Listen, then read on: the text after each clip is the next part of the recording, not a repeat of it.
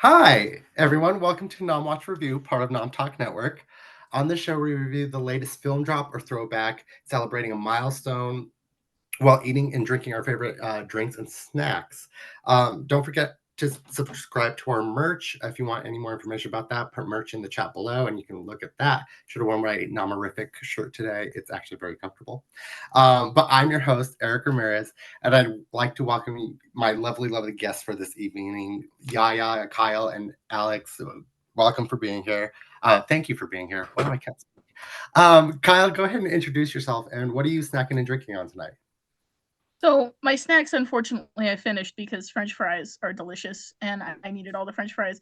And I'm a little boring, but as usual, call me a two-fisted drinker. I've got my water, I've got my regular Coke, and I am staying hydrated and preparing for everybody's hydration points. Ooh, yes, that's what I've been redeeming. I got my Regina George out at the beginning of the year, so I've just been redeeming hydrate and snack.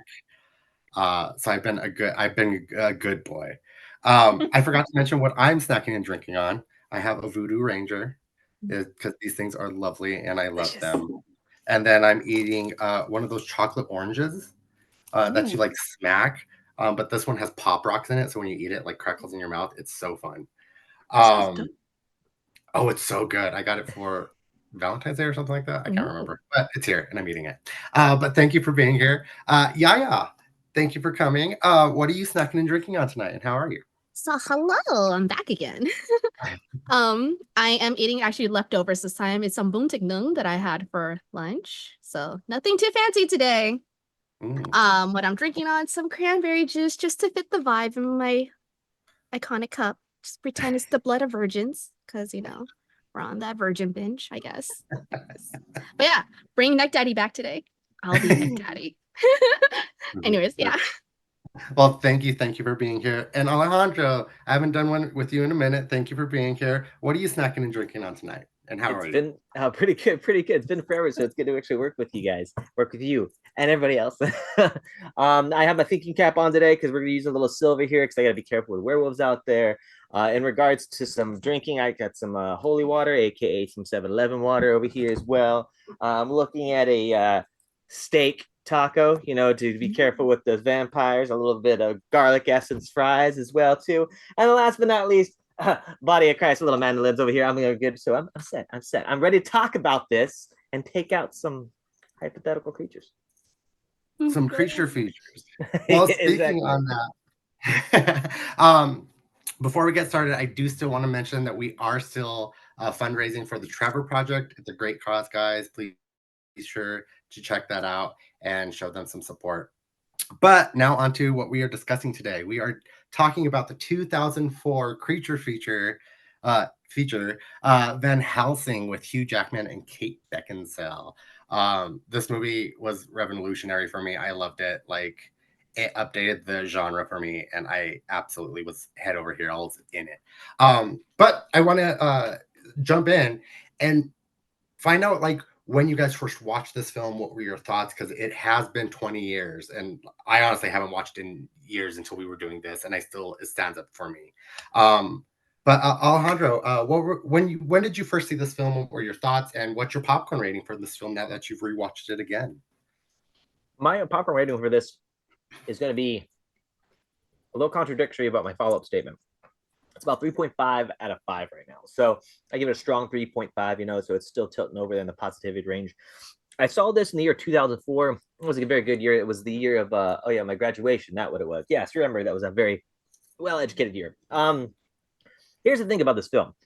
It snuck up on being kind of like a cult classic. I didn't expect it to do it like it was initially when I saw it. Um, partially the reasoning for my low rating is almost like a double whammy for me here because I like long films. I like lengthy films. But for some odd reason, it like prolonged fight scenes that I was like, yo, this should just cut it. Done. This should be dead. Or they made things to me. Maybe I had like alternative motives. I was hanging out with friends at the time being. So I'm at the theater trying to watch it. And maybe I was trying to joke around too much initially for it. So I want to say the initial interaction was, it was a cool film. But what followed after I watched it again today was like, that's the reason why I like this. I mean, come on, the leading man himself, that he's just is fantastic. What I loved about the leading man is the fact that the leading woman was just as badass. To me, though, I will say this: I was introduced to this film a little late because I say the movie theaters, but it was kind of like the last week of it being out over there. It kind of died off. We were watching it like the $5 movie theaters, and it wasn't a bad thing. It still had a lot, like a still full, packed crowd. But I remember Kate Beckinsale from Underworld. That was like my like lethal woman there. She was like just a badass. So to see her in this continue to have that persona and just add to the leading essence of the actors there was fantastic. So even though it's 3.5, which we'll discuss later, which will kind of start things irk me, I did initially enjoy it afterwards when I rewatched it. And I was a little skeptical when I actually initially watched it. Okay. I get that. The fight scenes just being like super long and kind of like overplayed.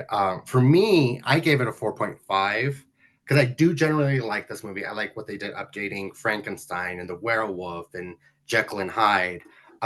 My issue is because, like you mentioned, Kate Beckinsale being a badass. I don't think that there needed to be the like love interest thing like that. That was I feel like they pushed for that a little bit too much, and that's why it brings me down a little bit because I'm just like it didn't uplift the movie at all. I gave you like that scene at the end where he's holding her and she dies. But like other than that, it didn't really do much for me. But that's why I had to drop it down a little bit too much, a little bit to the 4.5. But interesting enough that you brought up Underworld because they didn't actually want to offer this film to Kate Beckinsale because of Underworld. They thought it was too similar. So her agent ended jump up off a bridge. well, her agent ended up getting the script and sending it to her, and she was just like, "Oh no, I'm doing it. Like, you guys are stupid. Like, I want to do this." By the way, no one, please don't jump off bridges. We don't condone that. But yes, don't do that. But yeah, what is your popcorn score? When did you first see this film? And what do you think about it rewatching it and change? So I give it a 5 out of 5 because this movie was an awakening.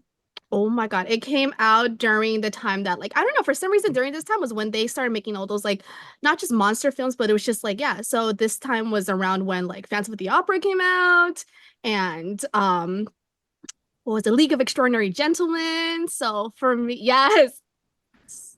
For me, this was like my little like young emo Yaya like phase. Like I loved it. And of course, like it wouldn't be a Yaya stream like on stream if I didn't simp because oh my God, Dracula was so fucking hot. Oh my gosh, I'm pretty sure that was like oh my God. And I remember like reading like Dracula fics on like fanfiction.net. Anyways, I I did not actually see this in theaters. I saw it much later on. It's like if you like grew up like in the Asian community during the like late like mid 2000s to like the late 2000s, it's like you'll know that like there's gonna be those like Chinese like VCD, like you buy those like pirated VCD discs that did not yet. No, trust me, Latinos, we had them too. Okay. We had the same Okay. exact ones. Yeah, they came in like the little plastic sleeve, and it's like yes. So it was that I had that, and because it was a VCD, you had to like make sure that your DVD player could play it, because not all DVD players could play them. Yeah, no. Yeah. So that was when I first watched it. I remember it was like as I said, like it came out like I probably got that VCD like a couple months after it came out of theater, like after it left theaters. I remember watching it and I was like, oh my God. And I was rather young. I was like in middle school when this movie came out. I remember correctly. I was in like sixth, seventh grade. And oh my gosh, it was just beautiful. I remember loving it. And I was like, you know, those little emos, little gothy emo Yaya. So I was like, I love this. This is the aesthetic I wanted. I was like, yeah, Kate Beckinsale, like her outfits were all so hot. That's like when I started wearing corsets and everything or wanted to look like that. Did not achieve it. Did not. Like it was not a slave. You look it back into like the old photos. But no, this was it's like a core memory. It's like part of me. It's like part of like the building blocks of the foundation of who I am today, and it'll never be able to. Yes, it's like it's just there. So that's why I gave it a 5 out of 5 because no matter what, I always go back to watch this film. Always just love this film no matter what. It's like one of those films that came out during the time of like The Mummy and everything like that. It's one of those core memory like Yes. awakening films for me too. Mm-hmm. Kyle, when did you first see this film? What were your thoughts? What did you think? And then what is your popcorn rating? So I'm gonna show my age here, and where Yaya was in middle school, I was working at the movie theater that was showing this, because I was in my junior year of high school, so I feel ancient. But also getting to see it, like I had the poster. I remember this was a golden era of films, okay? Because the early 2000s, it was all gothic women in corsets. It was all movie monsters and dramatic, dark, weird films that all had a rock soundtrack that was like variations of Evanescence and variations of like, um Skrillex and all these other different weird things. But I was It's working like in you were just in my bedroom. That was weird. The whole right? description. That was great. That was great. No, see, and it was just like this, and I was surrounded by it. And I remember this one in particular because this one was just so creative, and for some reason at the time I remember being obsessed with connecting it to Universal for some reason, because I don't know if I don't remember if Universal had anything, but I was like, oh, this is a Universal, this is a cool thing, I could go to Universal and see this, because you long for what you can't have apparently. And it was just gothic and weird, and I had the poster up on my wall. I had the original theatrical poster up on my wall that I stole from work. Well, they gave it to me, I didn't steal it, but I remember, like, I have that movie essentially memorized or close enough to it. Like, that's how many times I saw it in the theater, either cleaning it up or just ducking in to watch it. And it's just really creative. Like, it's just really, you wouldn't think that you could do what amounts to a superhero film with crossbows and monks and Richard Roxbury as Dracula and Hugh Jackman, who I am convinced is an actual werewolf. Mr. Jackman, you can come out of the closet. It's okay. You can be a werewolf in Hollywood. Oh my God. No, never mind. This is a good one tonight. This is a good one. But I'm just gonna sip my water. That's all I'm doing. It's one of my favorites. I own it. I think I've owned like 3 different copies of it through my life.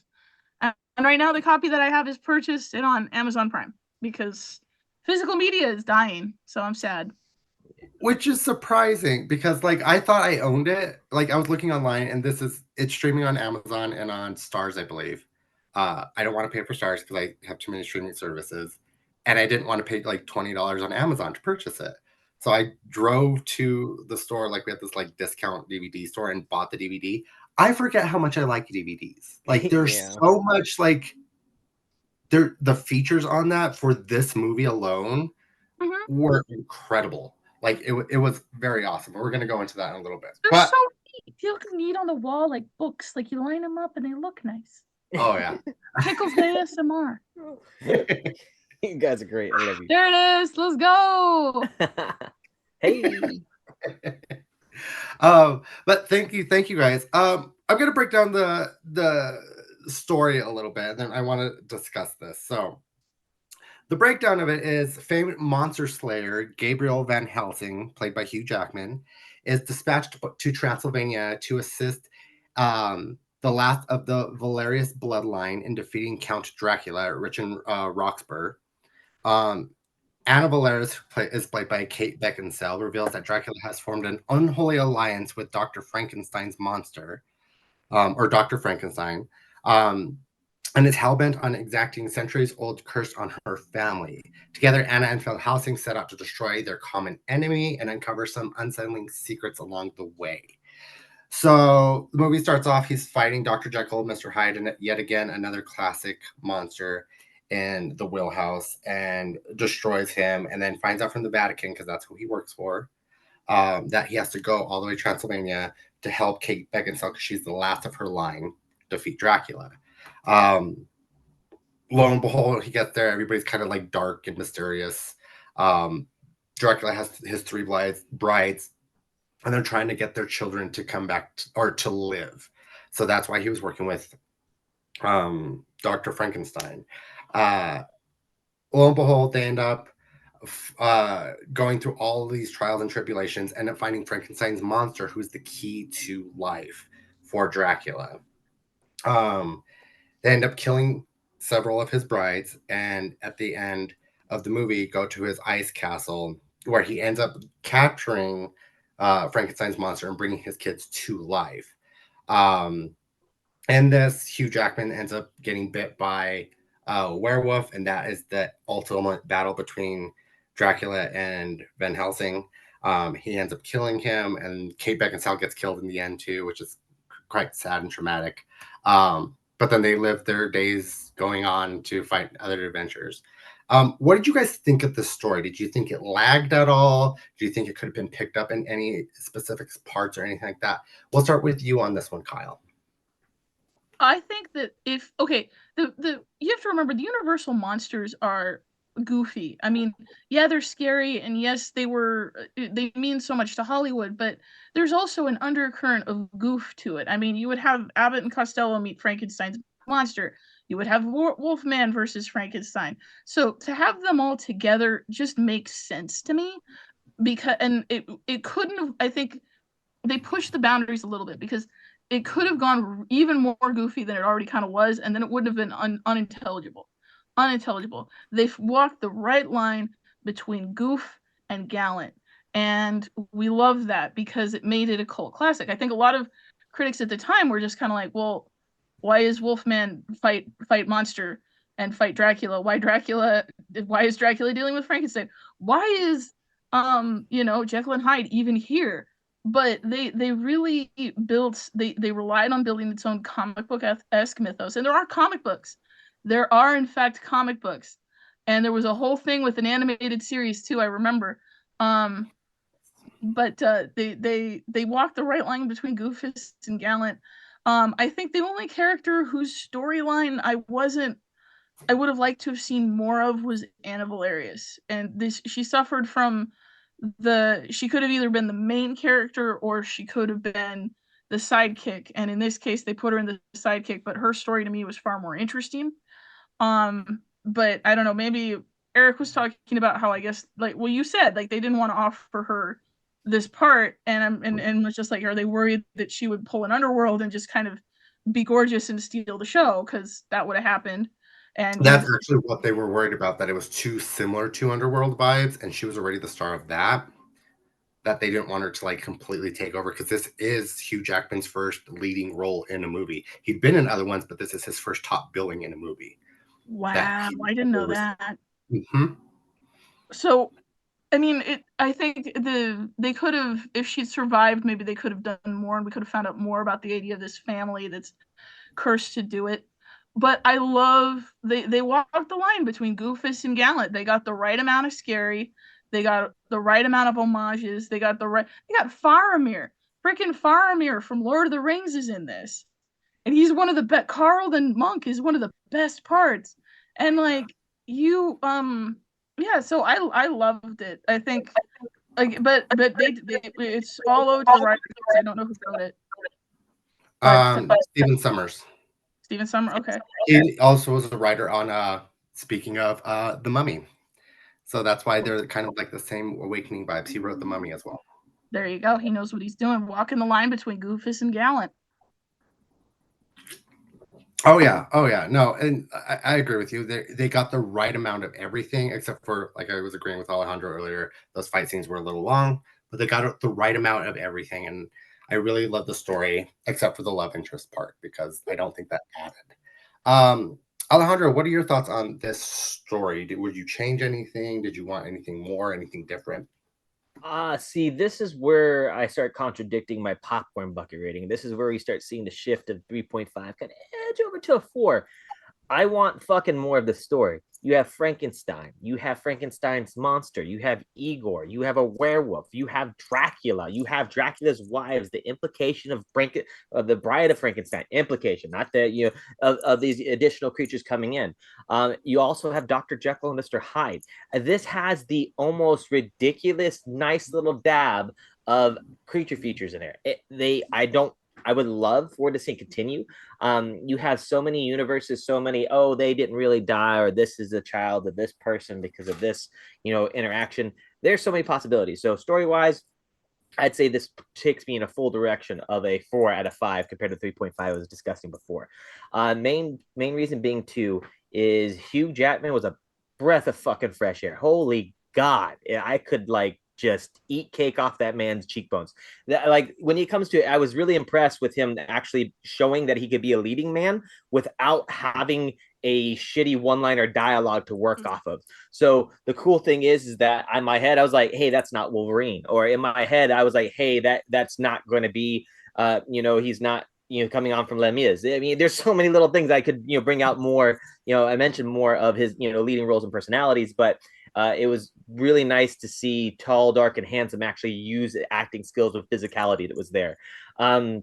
So storyline was great. I would say, oh, hold on. This is where I'd say it's like a more of a 3.8.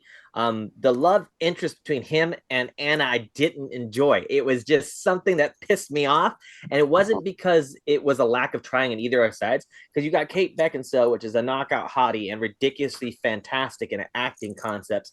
I mean, it's hard not to pay attention to her just because her acting ability. And then Hugh Jackman, just like I said, his physicality, his acting chops. Hell, we couldn't even tell that he was a singer until much later in his career. But the fact that it just seemed every part about him, and those two did seem to attract each other. But for me, it seemed like one of those things where I felt like it should have been further discussed, or they shouldn't have gotten a relationship quite there yet. Maybe they should have years of creature hunting experience before it happens. I don't know. Yeah, it might not be there. But I do see a little remnants because I believe Eric and Kyle and you all mentioned this before, because we mentioned how this film and this additional film of the spew out of my mouth it was awakening for us. The Mummy. So when it comes to that, I see a very similar love interest between Hugh Jackman and Kate Beckinsale, between Brandon Fraser and his wife in the first one. Yeah, thank you. I think because you see that I would say butting heads, but in a lovingly way. It's really goofy saying that because you see it. But once again, I believe the story fully redeemed the actual this actual rating for me. So doing a 4 out of 5. Nice. Funny enough that you mentioned Hugh Jackman just being able to take over this role. Even watching the features, because like I said, I miss DVDs because they have these that you can watch. He was totally into it. So was Kate Beckinsale. They did all their own stunts. That's cool. In this movie over and over again, and it was just they were in it together from everything, which is great to see that they were just okay, we're gonna do this. Fun little fact though, because I have fun little facts like this. Hugh Jackman was in the middle of this, had to go back to X2 to shoot the second to the last scene, or the second scene to the end of the movie. He had to go shoot that while he was filming this. So that's why he looks a little different in there, but that's why he was also so jacked in that, because he had just come from X-Men. That's some dedication. Yeah. What are your thoughts on this storyline? How do you feel about it? I understand the whole love interest thing. It does seem a little fast, because at least with what was it? In The Mummy with Evie and Rick, it was but then at the same time, they click very well. This one, I think, is more of a shared trauma that they were able to kind of connect. Hers is both of them in a way due to generations of through, we find out later, of course, with Van Helsing, it's him. He's just immortal. He can't die, and he doesn't remember anything. And with Anna, it's her family. But I really think that they definitely do that. It was for the housewives. It was for the, oh my God, the penny, the romantic novels you see, the usually the hot Fabio character, and then the woman's oh. Yeah. I think it was very much that. This was definitely a movie that they try to aim it for a wide demographic. It was action for probably for the men. It was Kate Beckinsale's very for the men. It was the for children they could watch too, because it wasn't too scary. And definitely the romance and Hugh Jackman and of course Dracula was for the housewives. It's it just fit for everyone. I love this film. I love the story, and I love how it's I miss when films didn't just like outright say things. I love when things are hinted. Like, you know, when he was talking about how Anna's dad will like look at this, he went mad looking for a map, looking at the map, and it's like he couldn't decipher it. It turned out to be like it was a map. He just needed the little puzzle. Or like you find out later on that like Van Helsing and Dracula stories are so intertwined that they were basically blood brothers. Except was it Dracula that was adopted? I think it was Dracula that was adopted into the family. Yeah. Yes. Yeah. And it's like, you know, all this stuff. I miss these types of movies. So I love how everything in this movie you get a little bit. You just get a bit until the end. You're like, oh my God. Kind of like, and oh my gosh, I love how like the dynamic. I just love how like Dracula's bride and like Dracula have I would say a healthy relationship. They were like, you know, it was very much like, you know, the three wives and what was it, Demon Slayer? You know, there's no jealousy. They all equally love each other. When one of the wives died, the other wives were devastated. It's such like a healthy portrayal like that I didn't know I needed as a young kid of like a like polyamory like relationship. It was beautiful. Like for the like it was so beautiful that like for the like I used to role I know I still role play. I used to like I role played a lot and my go-to characters' names were always Alira and it was always Valeria from Anna's like thing. So this like these two like it was just it's as I said foundation. And I'm pretty sure this is like probably the reason why like I loved like beautiful men that were also very manly. It's probably why I'm polyamorous because of this because it looks so healthy here. It was beautiful. I loved it. But no, the story's amazing. It's just I just feel like, you know, we don't get movies like this anymore and it's so sad. And it's just it was ahead of its time that we didn't know. And yeah. Oh yeah, no, I completely agree with you. Like I think because and we'll switch into this. I do want to jump into the chat before I switch into this because Q Ball, hi Q, thanks for being here.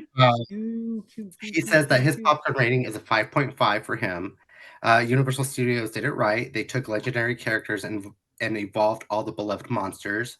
Jackman was perfect as Van Helsing and Kate Beckinsale as Princess Anna. The actors played the monsters were so good. I would easily watch this movie over and over again. But also, Q did redeem Hydrate, so cheers, everybody. And then while I start asking my next question, Q also redeemed You're So Punny for Yaya. So I'll let you think on that while I'm asking the next question.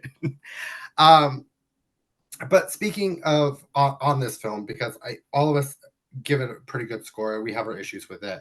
But when this movie came out, critics hated it. Absolutely and utterly hated this movie. They were saying it's too much CGI, that the story isn't there, and that it was too much CGI relied upon. And now where we are today, everything's CGI. I mean, like look at Avatar. And that's just where we live. But speaking of that, because watching it now, I don't think the CGI doesn't hold up to this day. It still looks very good watching it today. And that just looks like as well as they did the practical effects and everything like that, they took the time to make sure that the CGI was going to go through. What are your thoughts on just the critics hating this movie at the time and all the CGI that they do use? Because they do use a lot, but also a good combination of practical effects. We'll start with you on this one, Yaya. Okay. I disagree with the critics because this was a film I could really sink my fangs into. Ooh, there you go. Bravo. Dracula can sink his fangs into me too, you know. That ballroom scene. I know. I'm like, isn't that just all everyone's dream to be like wooed in like a little like in like a hall of vampires and then you just woke up in a beautiful dress and you have a beautiful man just manhandling you? Hold on. I almost agree, but I wake up in surf shorts instead, and then we're good. Okay, you know what? That's a lot in this. I'm just sitting here like, Surf shorts and a beautiful dress. You know what? Surf shorts under the beautiful dress. Exactly. Mm-hmm. Because I'm hanging 10 and there's loves. Yeah, exactly. Sorry, Yes, exactly. Yes.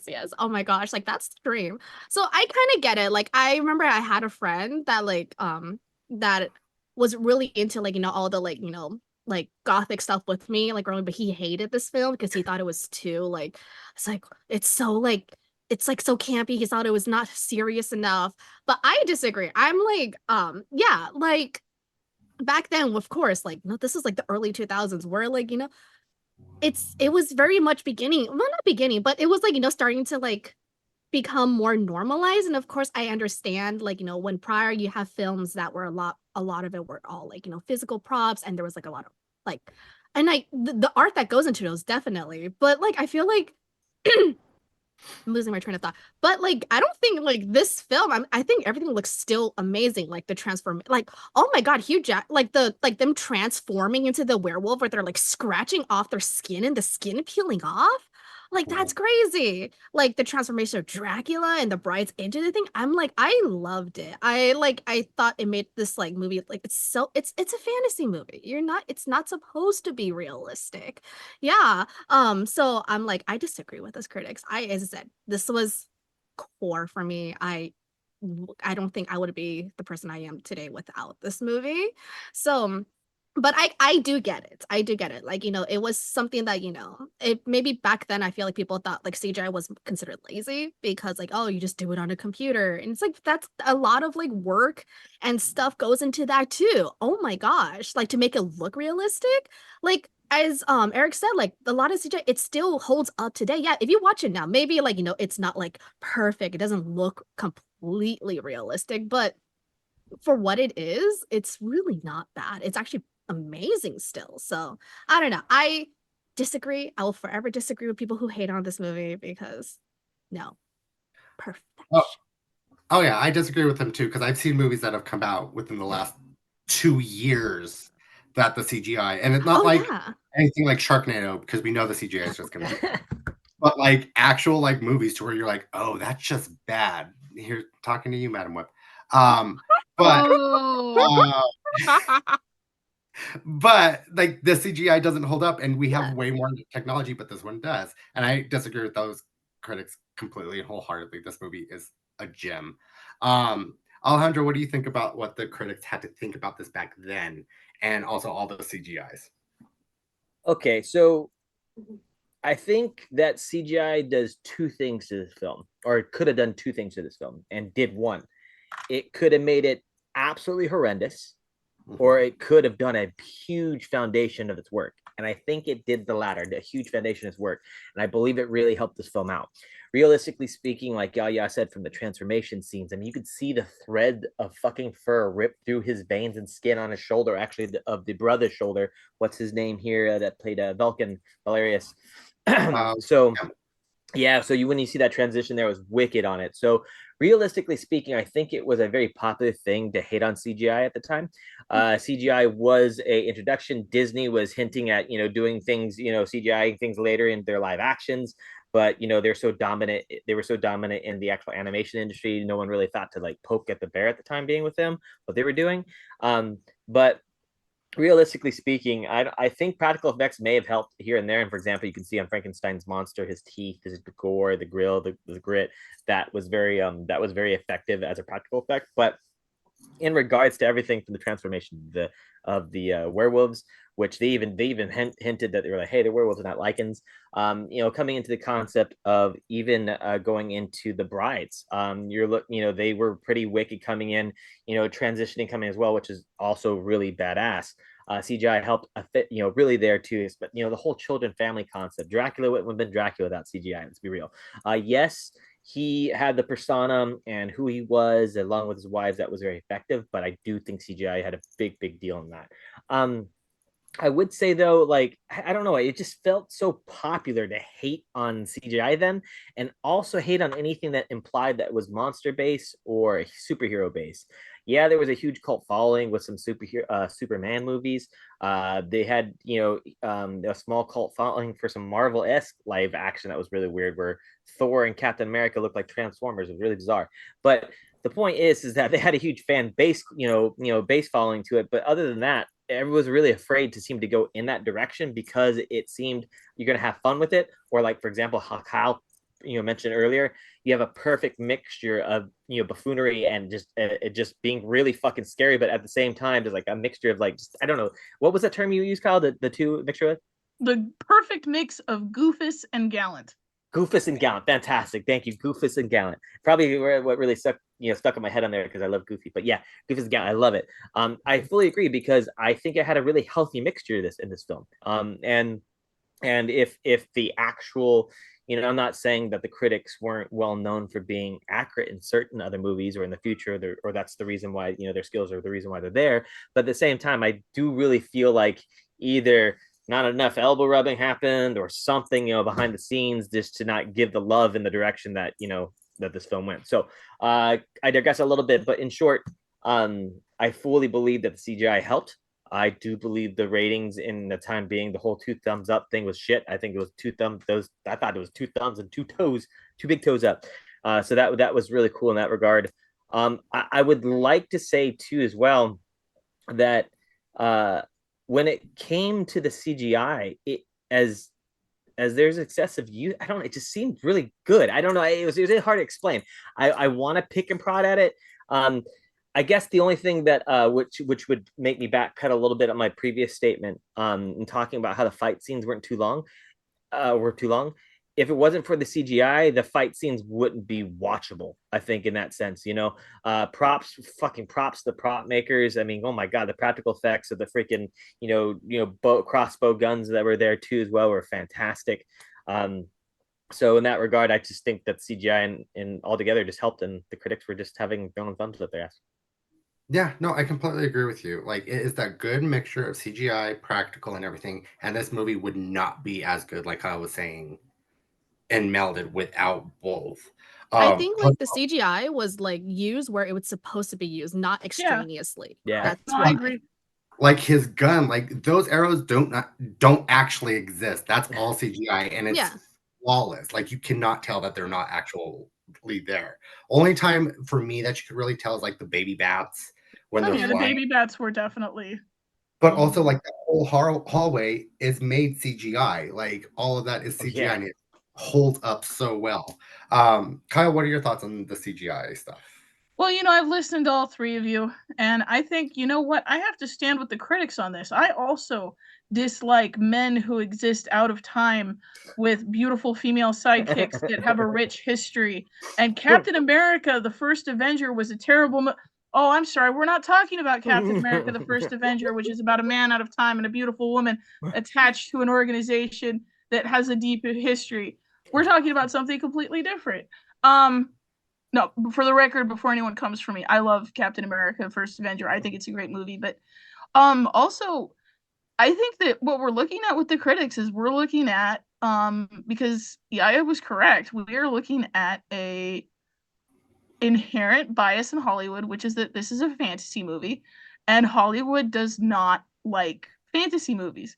Go figure that an entire industry that's built on a bunch of people playing pretend for a living doesn't like fantasy movies.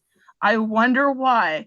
But it CG. I mean, sure, the CGI but the CGI is a hallmark of a bunch of people who are learning how to do CGI for the first time.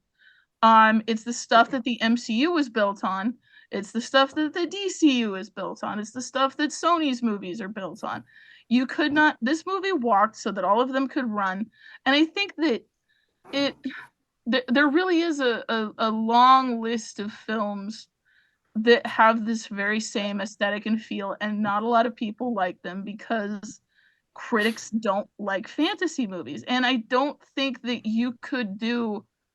And I don't know if critics have ever really liked fantasy movies. I mean, I think now they are liking them. It's a little easier, but like back then they really did not like, because this was the era of like the Dark Knight, and this was also the era of like Iron Man. So this was very real, very gritty. It was very extreme. So it was either very real and gritty, or like this weird Stephen Sommers universe where Universal said, go play. They liked The Mummy. Go make more like The Mummy. And he was like, here's more Mummy. And, you know, and the thing with this is because of the CGI and because of the way that the story works, you could have this and The Mummy be kind of in the same space. You could do a 1950s monsters movie and have the Creature of the Black Lagoon be in this space. You could do all different kinds of things and have it be in this space. But back then, I really don't think, I think that the biggest beef that people had was people have never had a really good, I don't think American, I think it might be just an American thing too, because I think a lot of foreign audiences, at least based on my very limited understanding of like European stuff, because this is what Europe lives with, so I think they have a more of an understanding with it. But I feel like Americans, when you say horror, have a very specific way that things are supposed to be. And this is not what most Americans think of as spooky or horror. This is very fantasy. Yes, no, and like I think listening to all of you with your thoughts on what the critics and everything think, I think yes, CGI was being used and the critics weren't liking it so much because we are in this weird like change time with this kind of movie, especially like this year, next year, and like the next couple of years. We are in this weird like toward this movie and Iron Man and everything like that. The nerdum was there, but also we were getting picked on because we were nerds, because we like stuff like this. And now the nerds are just like taking over the crazy house, and we're just like, this is what we like. So like they can't take away our opinion. I think that's the change in time that we're seeing now with all of this. Do you want to jump into the chat really quick? So Nom Talk Network redeemed stretch, so everybody stretch. Oh, I heard something pop. Oh, no. Me too. It's the that was my millennial. shoulder. It's the millennial like cracking like the glow sticks. Yeah. Yep. But also Cue Ball put in the chat, if you could pick between Hellboy and Van Helsing in a late night movie watch, if you're bored, which one would you choose? And I'm guessing it's the original Hellboy. Which one would you choose? Oh, That's hard. And that's Cue why Ball, my why? face dropped in like, I hate this question because I would just do a double feature and watch them both because they are both such good movies in my opinion. Oh, do Oh you my guys God, remember yes. the double feature DVDs they used to sell in the aisle? I can only imagine a Van Yes. Helsing and a Hellboy one right next to each other. Oh, with Oh, the yeah. popcorn No. and the raisin chocolate raisinets. Yes. Oh my God. Oh, Yes. But I will say I would go with Van Helsing over Hellboy just because it is like I said, a core like deep pull to watch it. If I had to pick one, Alejandro, what would you go with? I would have to this is a shout out to my boy Lee out in Hawaii. I have to go with Hellboy. Van Helsing's fantastic. But I think I mentioned this before when we did a little shout out review with Hellboy. I had a UMD disc with Hellboy that came with a PSP, and he took me to GameStop on its release, and it came with the PSP. So it still got memories watching that thing like over and over and over again. So I'd say Hellboy. Both fantastic films, but Hellboy would be my choice. Okay. Kyle, which one would you pick? Hellboy or Van Helsing? Okay, I'm going to ask a question back, and I'm going to say, am I at home or am I visiting someone else? You would be at home. I would be at home. Okay, it's gonna have to be Hellboy, because Van Helsing is one of those things that like you'd put Van Helsing on maybe like if you're in a con and you're like working on last minute cosplay stuff because it's goofy enough that you can keep it in the background and watch it. But Hellboy I think is a little bit better. Like you kind of have to engage and invest in it. I can put, but maybe that's just me because I have this movie literally memorized. So maybe that's just me that like I can put it on in the background and like be able to glance over and know exactly what's going on from when the first bride goes through the village and ends up getting shot like 4 times in her. Yeah, so like I can put it on in like any public setting, but if I'm at home it's going to be Hellboy because I need to be able to watch it. Yeah, no, I get that. I get that. That's a Hellboy for me is I could just put that on and just let it go and I know exactly where it's at. Well, this one too, kind of, but like that one I watch way more often than this one because I haven't watched this one in years. So this one would be my late night. Yaya, what is your choice between Hellboy or Van Helsing? Cuba, why do you do this to me? I thought you liked me. I was gonna thought say you she's gonna have a heart attack. I know, because y'all know how much I love Hellboy. Like,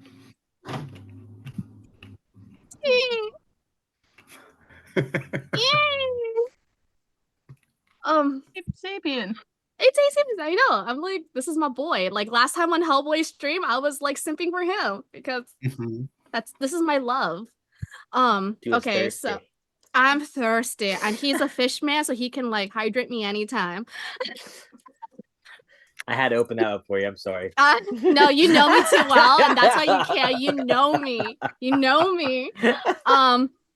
Okay, so it would have to be Hellboy. I'm sorry. I'm like, that's my go-to film. That's literally like my ultimate comfort film. I think like literally it would be like Hellboy and like Phantom of the Opera are like my ultimate comfort films. Like those are the two films that like if I'm ever in a terrible mood, if I'm ever in a, like a situation, I'm just like I need something.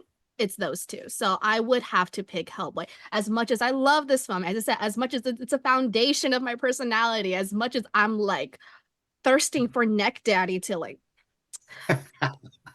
I love my little fish man. I love my little fish man, my little fish boy. And like, of course, Doug Jones is like my favorite actor. So I have to pick Hellboy. Yes, yes. I will jump back in and says that Cue Ball agrees with me and he would do a double feature. So That wasn't an option, Cue Ball. You said you had to pick. We had to pick. I made you pick because I just wanted to know. Can do a double feature. No, Cue Ball said we had to Eric's pick. like, I He said did it. It was pick me all between. along. Okay, because if we're gonna do a double feature, let's be real here. If we're gonna do a double feature, we're gonna do the Sommers verse, okay? And we're gonna start with the Mummy, and then we're gonna do Van Helsing. Or alternatively, we're gonna start with Van Helsing, and then we're gonna do the Mummy, and then we're gonna go into Kyle's Delulu Land, where we get the Creature from the Black Lagoon 1950 Stephen Sommers movie that I suddenly didn't realize I wanted until this stream because now it sounds amazing in this style. So yes, but if we go with his actual films, we go from The Mummy to this to G.I. Joe. To G.I. Joe? Where is Yeah. G.I. Joe coming G.I. from? Joe. He's G.I. so Joe was incorrect, G.I. there. Joe. No, G.I. Go. No. Got to get tough. Yo, Joe. No, for me, No. it's Mummy, this, Hellboy, and Hellboy 2. So I can like finish off with Nuada. Where are you putting Underworld though? Or you Where can are have you a nice putting little. Underworld? See, I love Underworld, but that's not as much as I love it, See? it's not in the favorite. comfort Or you zone just for you just slap it four ways. You hit it with the Mummy with Brandon Fraser. You hit it with Van Helsing with Hugh Jackman. You hit it with the Underworld with Kate Beckinsale, and then you hit it with Hellboy. With I just Okay. be in my like Can I bed with just say, kittens. we're all kittens. millennials, aren't we? I Because would the first thing we're go- thinking of is I the would Mummy. go Mummy, League of Extraordinary Gentlemen, Van Yes. Helsing, Yes. and then Phantom of the Opera. Thank you for getting that Yes. bug out of my Okay. head. Okay. When are we doing that? We better be doing that. And then Because we the and then we League of have to. Extraordinary Gentlemen was I need such to a have good Hellboy in overlooked there film. though. I need to have Right? Hellboy and Hellboy 2 because Hellboy Okay. 2 is actually the only sequel that is better than the first movie. It actually had a really good follow. The storyline, the Golden Print. That I Oh my agree. That was good. God. That was good. I Nuada. thought he was Oh. Tom Cruise for the longest time. I couldn't for some odd reason because his jawline every time he's I like, get it. I was like, oh, listen here, Interview with a Vampire. I know you're not Tom Cruise, but you look like him, fucker. Sorry. Oh, we could put Interview with a Vampire somewhere in there too. Oh, yeah, it's another one. Not Queen of the And, Damned. No, it That has was- to have the Oh, same. no, It has to have this Queen of the Damned feel. in there. It I has love to have that. this Nah, yeah, it was good when I thought I was in teenager in high school, and I rewatched it again. And I was like, damn, I was See, getting thirsty. I'm still thirsty. You know how thirsty I am. So I can like Come on. You know where you put Interview with the Vampire? You know where you put Interview with the Vampire? The OG, not the Aaliyah one, not Circus the Damned. You put that with Lost Boys, 1987.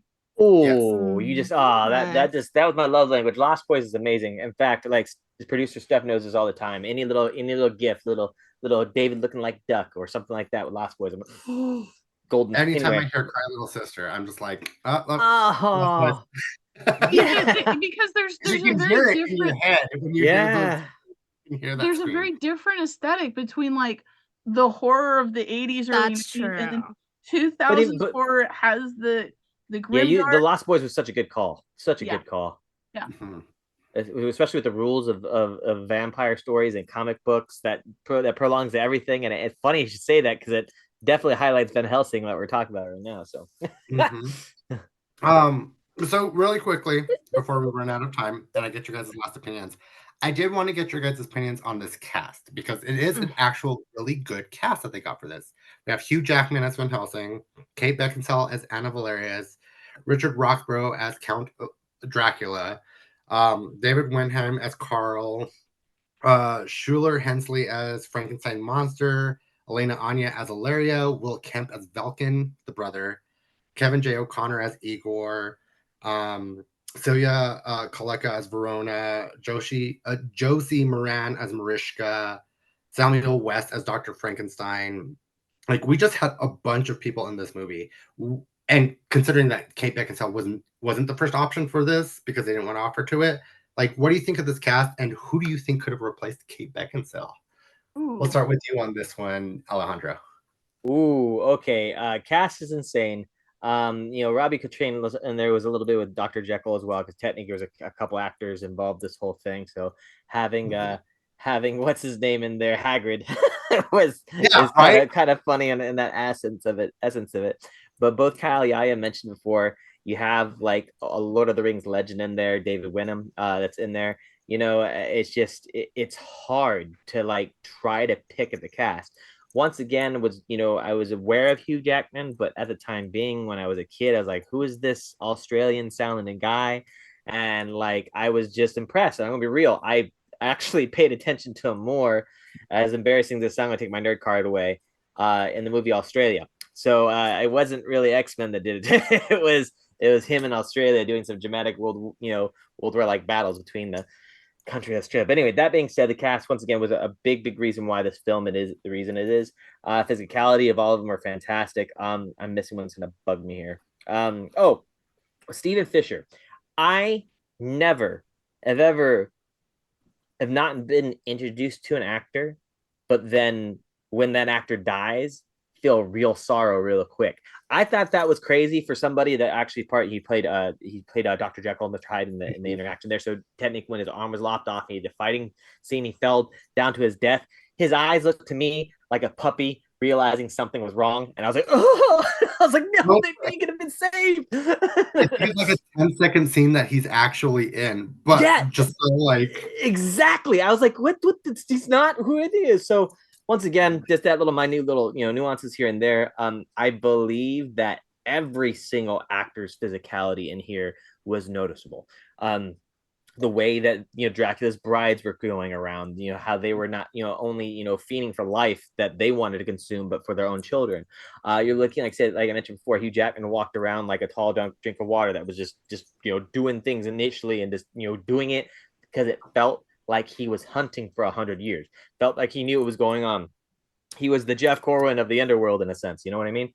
R.I.P. But with the essence of it, like I said, that I believe the acting physicality was a great concept of the whole cast. So yeah, I think they did really beneficial for this. Okay. Yes. Jeff yes. Corwin? R.I.P. Jeff Corwin's still alive, isn't he? I mean, Jeff Irwin. Sorry. I was like, this would not be the time I learned that Jeff Corwin. No. I was talking about Steve Irwin. Yeah, thank you. I was like, Yaya, what are your thoughts on this cast, and who do you think could play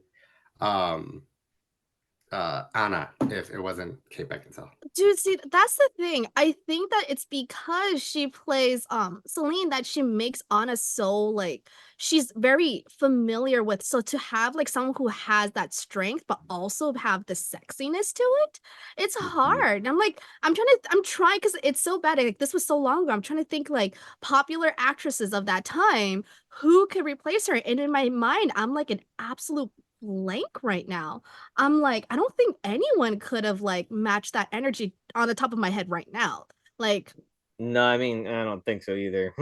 Hugh Ball says Keira Knightley, and I don't think she had the chops to do it back then. No, not that. Hold on. Kyle has the Hear me out. Hear me Okay. out. Go with me on this. Go with me on this. For kitsch value, for character, and just because, Rachel Weisz.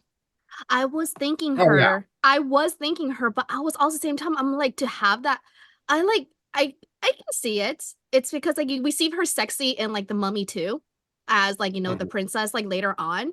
But I'm just like, I think so. I think so. I think like if anyone could, it would be Rachel Weisz. You Yeah, could if it was a But- Rachel Weisz, I wanted to say it so badly that I was gonna, yeah, but I was kind of like, but hold on. I'm like, I don't know. It's just I don't think Rachel like if I don't know.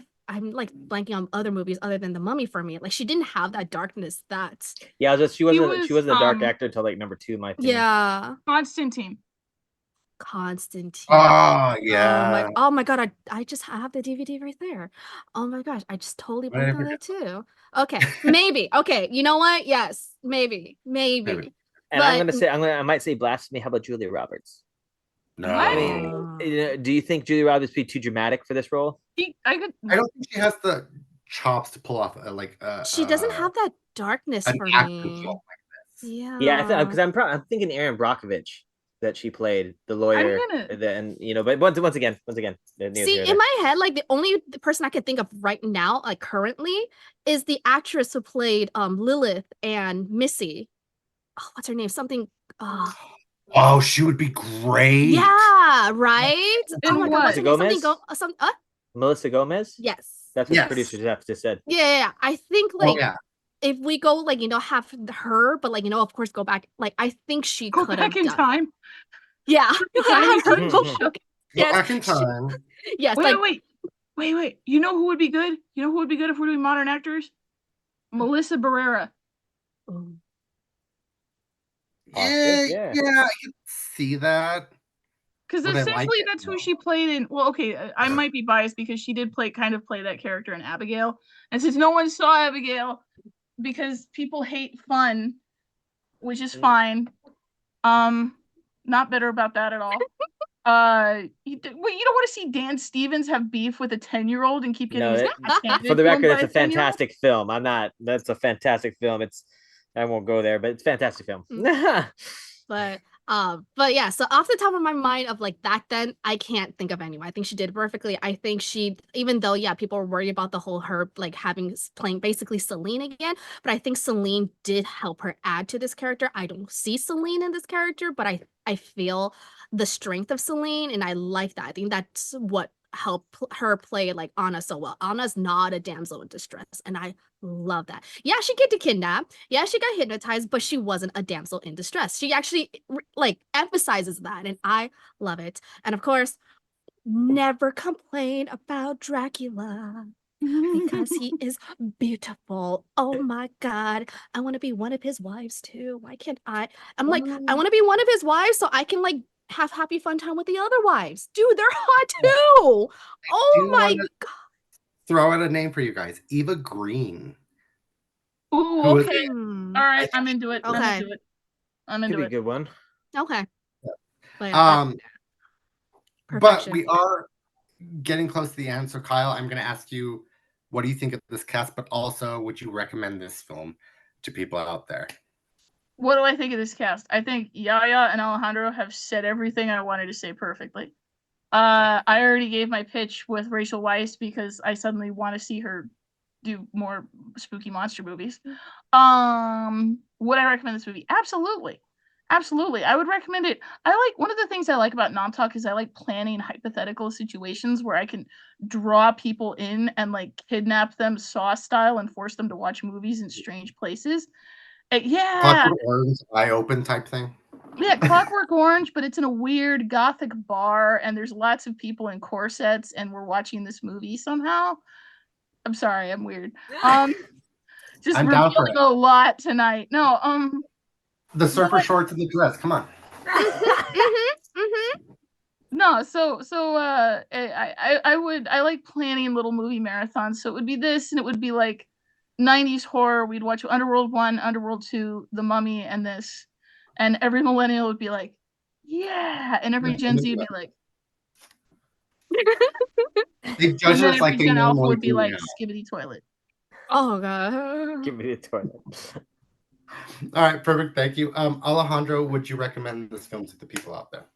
100%. If you're ever gonna actually dabble in the monster universe, definitely see this film. It's great. There's no other way to say it. I would suggest this film for sure. Perfect. And yeah, same question to you. I just also thought of like a Chinese actress. I don't know if you guys remember Gong Li. She plays in Memoirs of a Geisha. She's like Gong shit. Li. I love her. She's one of my favorite Chinese actresses. She definitely has a dark essence about her. She does, and you don't see that in Western films. If you see, she has like several Chinese films that she plays really dark. She's also in what was it? Was it Red Dragon? The Hannibal Lecter film. She plays like his step. Yeah. Oh my gosh, Gong Li. That would be good. Right.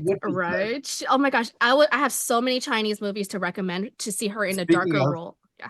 Another one that could have done it. Salma Hayek, I think, could have done it too. Yeah.